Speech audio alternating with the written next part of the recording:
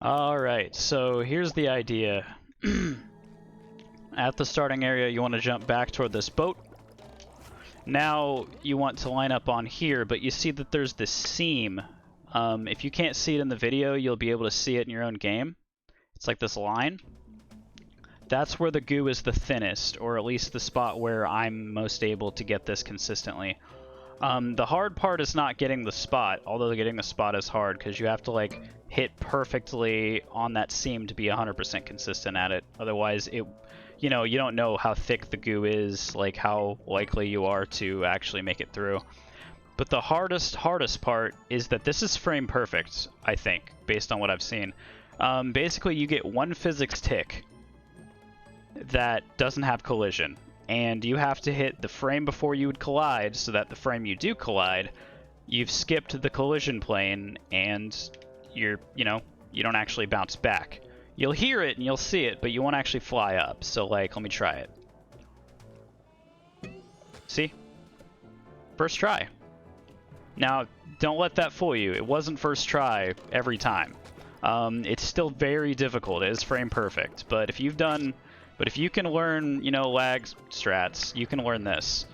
The second part, this clip is a lot easier than it looks, but it's also a lot harder. Once you know how to do it, it's incredibly easy to understand. It's just doing it that's hard. So like, let me kind of zoom in here so you can see what I'm looking at. You see these two lines that SpongeBob's kind of in the middle of? Like those two right there? Like this one here and this one here? That's where you want to go straight forward into. But to get into that clipping state, you have to be lifted off the ground a little bit. That's why you need this ledge. So the best way to do it, oh, I did it accidentally, is to jump up on this with A. Wait, maybe I can go slow, I'm curious. Yeah, you jump up on this with A, and then you angle yourself back towards it. And it's a little difficult, but you have to just finesse the control stick so that you get two clips, and one of them will be there. Because, you can't really get it on the first clip, but you need to angle yourself so that you can get a second clip into it. It's very difficult, but I assume I'll get a feel for it eventually. It's kind of like the jump, and you got to be very careful because there is rocks underneath here that'll bounce you out and you have to redo it. But once you're here, it's pretty easy to go through.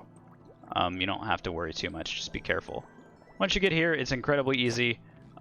You just get underneath it and you double jump, and I typically SAS here, but if you don't SAS, you'll end up in here anyway.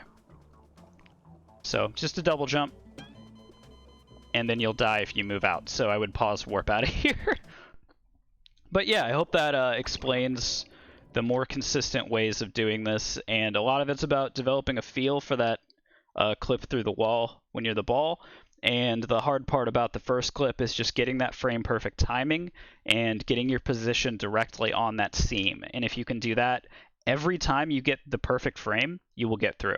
I watched very carefully when I did it, and if you aim for that seam, if you are perfectly on it, as far as I've seen, as long as I am perfectly on it and I lag on the exact frame before I would touch it, I get it every time. If I hear the doink sound, I either bounce up or I clip through. I don't ever hear the bounce and then I die.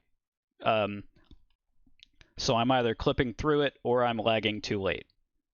If you lag too early, you'll just bounce back. But if you do it too late, I mean, I don't even know if there's a way to do it too late, honestly.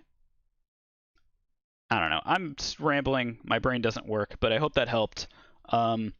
Try it for yourself. Tell me if I'm wrong, if it doesn't work for you like that, and experiment with it. Tell me if you find a better way of doing it. All right, thanks.